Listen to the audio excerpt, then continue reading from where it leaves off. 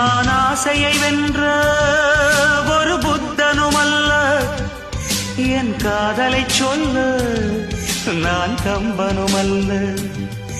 உன் காது கடித்தேன் நான் கனவினில் மெல்ல, இன்று கட்டி அணைத்தேன் இது கற்பனை அல்ல.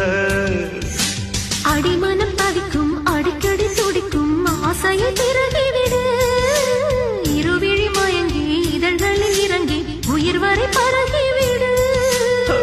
முத்தம் வழங்காது ரத்தம் அடங்காது.